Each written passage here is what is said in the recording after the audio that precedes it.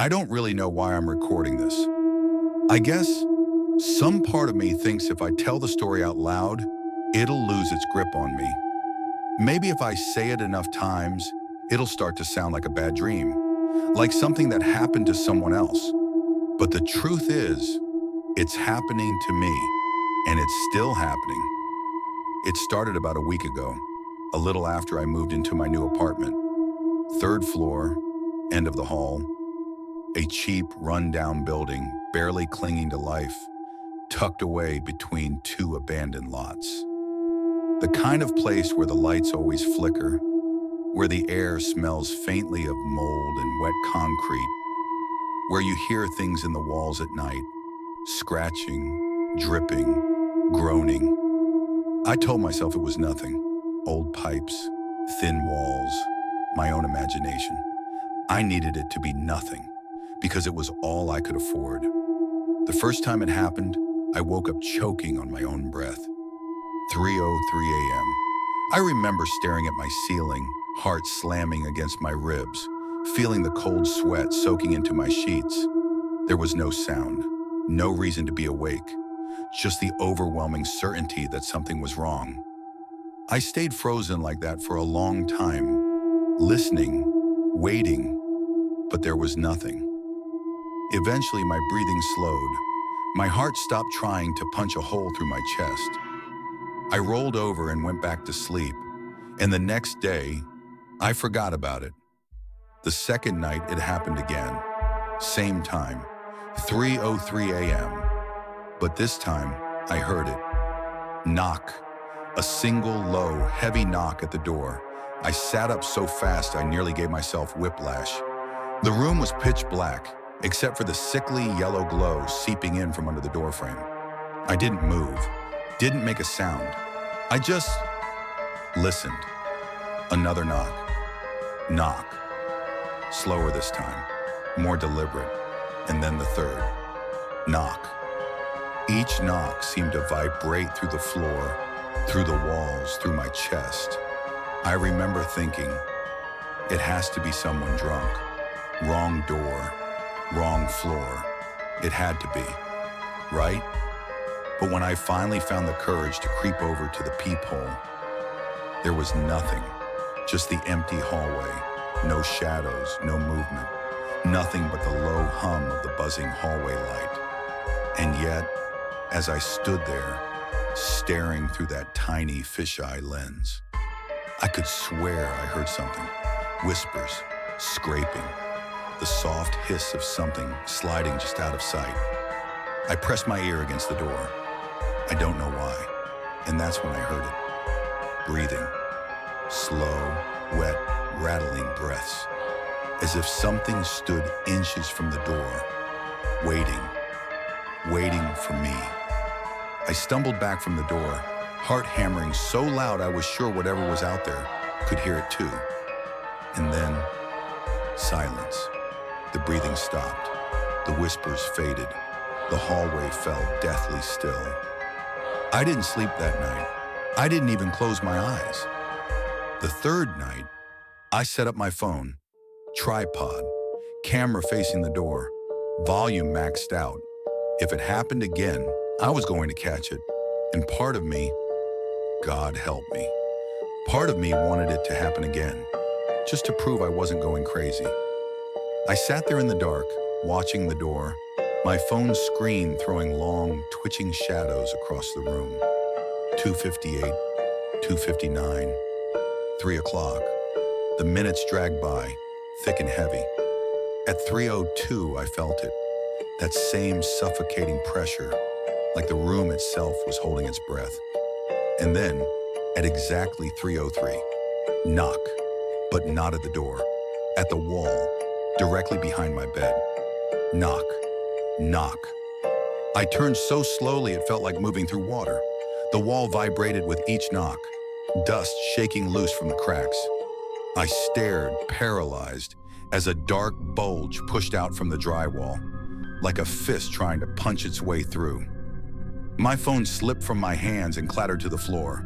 The camera kept rolling. I heard it all, the knocking, the scratching, the whispering. It was inside the walls. I ran. I didn't even think. I tore out of the apartment, down the rotting stairwell, barefoot and shivering, heart screaming in my chest. I didn't stop until I was standing out in the middle of the street, under the cold, dead light of the street lamps. I looked up at my apartment window. 3rd floor, dark, silent, empty. And then, the light in my living room flickered on. I knew in that moment that whatever had been knocking, it wasn't outside. It was never outside. It was already inside, waiting for me, watching me, calling to me.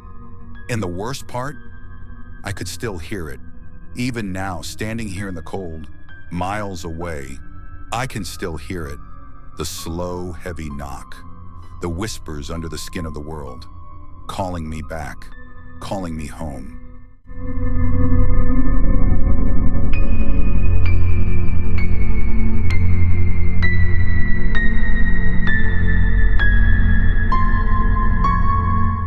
A couple weeks ago, I got a text from an unknown number. Your appointment is scheduled for 2:30 p.m. October 19th. Please arrive on time. No name, no details, just that. I figured it was a wrong number or some spam bot and ignored it. I'm not the type to book random appointments. My life's a mess of late rent and grocery runs, not schedules. But the next day, another text. Reminder, 2:30 p.m., October 19th. Do not be late. It came at 3 a.m., lighting up my phone on the nightstand. I blocked the number. It didn't stop. The texts kept coming every day from different numbers. Burner phones, maybe, or spoofed lines. Always the same message, same time, 3 a.m. I'd wake up to my phone buzzing, that cold glow cutting through the dark, and my stomach would drop. I called my provider, but they said there was nothing they could do. Numbers weren't traceable, no pattern to pin down. I stopped sleeping right, started double-checking my locks. Even though I live on the 4th floor of a shitty apartment building with a broken buzzer. Paranoia, sure, but it felt like someone was watching me screw up my own head. October 19th feels almost like yesterday. The texts stopped that morning and I thought it was over. I was exhausted, strung out on coffee and nerves, but relieved. Around noon, my boss called me into work. Extra shift, cash. I couldn't say no to. I'm a line cook, and the kitchen was a blur of grease and yelling. I didn't notice the time until I glanced at the clock while scrubbing a skillet. 2:28 p.m. My chest tightened. I told myself it was nothing, just a coincidence. But my hands wouldn't stop shaking. At 2:30 sharp, the power cut out. The kitchen went dark. Lights, vents, everything. Dead silence, then the sound of something heavy hitting the floor in the back room. My co-worker, Javier, swore and grabbed a flashlight from under the counter. I followed him, my sneakers sticking to the tile, heart thudding so hard I could feel it in my throat. The back rooms where we keep the walk-in fridge and extra stock, cramped, cold, no windows. The flashlight beam caught stacks of boxes, then the fridge door cracked open. Javier muttered, "What the hell?" and stepped closer. That's when I saw it. Something was smeared across the door, thick, dark, like oil, but redder, wetter. Blood maybe, but it didn't smell right, sharp, chemical, wrong. Javier reached for the handle, and I grabbed his arm, told him to wait. He shook me off, called me a pussy, and pulled it open. The fridge was empty. Not just no meat. No crates. Empty like it had been gutted. Walls bare and gleaming. Too clean. In the center on the floor was a folded piece of paper. My name was written on it in block letters. Javier laughed, nervous, and said, "Someone's fucking with you, man." I didn't touch it. I couldn't. My legs felt like they were sinking into the floor, and every breath tasted sour. He picked it up, unfolded it, and his face changed. Went slack, pale, like he'd forgotten how to blink. He dropped it and bolted. Didn't say a word, just ran. I should have left too, but I looked. It was a photo of me, taken from above, like a security camera shot, standing in my kitchen at home. I was holding a knife, staring at the counter, but I don't remember it. I don't own a knife like that. Long, serrated, stained. Written across the bottom in the same block. Letters. You were late. The power kicked back on then, and the fridge was normal again. Stocked, cluttered, no blood, no paper. I stumbled out, told my boss I was sick, and left. Javier didn't come back either. His phone's off, and no one's seen him. I got home, checked every corner, found nothing. But my kitchen counter had a fresh scratch, deep, like something sharp had dragged across it. I haven't slept. I keep hearing footsteps above my apartment, slow and deliberate, even though I'm on the top floor. My phone buzzed at 3 a.m. again. Rescheduled April 6th, 2:30 p.m. Be on time. That's today. It's 1:45 p.m. now. I'm sitting here, typing this, because I don't know what else to do. I can hear someone moving upstairs again, pacing, stopping right over my head. My hands are cold, and my stomach's a knot.